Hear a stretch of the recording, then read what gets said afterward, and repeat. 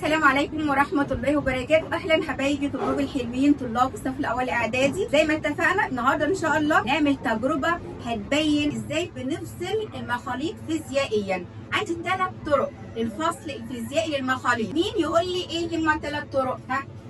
الفصل المغناطيسي التبخر والتكاثف والترشيح. طبعا احنا اتكلمنا في الفيديو اللي فات عن الترشيح واتكلمنا عن التبخر والتكاثف. النهارده هنعمل تجربه للفصل المغناطيسي. الفصل المغناطيسي طبعا عندي برادة حديد وعندي رمل. لازم يكون اساسي معانا ايه يا اسر؟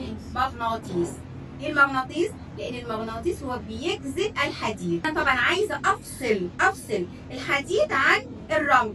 هل ينفع اعمل بالترشيح؟ لا. هل ينفع تبخر وتكاثف؟ لا طبعا، لان دي لازم تكون ماده المذابه زايبه في الميه. تمام؟ ماده المذابه تكون موجوده في ميه، لكن دول ماده صلبه ما اقدرش اعملها بالترشيح، لازم اعملها بالفصل الايه؟ المغناطيسي. طب تعالى بقى يا اسف ورينا هتعمل ايه، هتفصل ازاي.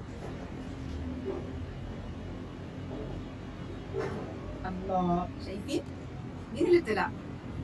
الحديد، برادة الحديد. مين اللي فضل تحت في الورقة؟ الرمل. يبقى ده اسمه الفصل المغناطيسي. الفصل المغناطيسي.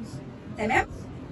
طيب بقى بيجي يقول لي تاني طرق الفصل الفيزيائي، عشان بعد كده هناخد طرق الفصل الكيميائي. طرق الفصل الفيزيائي للمخاليط. المخاليط المغناطيسية. تمام، برافو عليك. يبقى الفصل المغناطيسي تبخير وتكثيف وكمان الترشيح. اي سؤال؟ طيب تمام، شكرا ليك.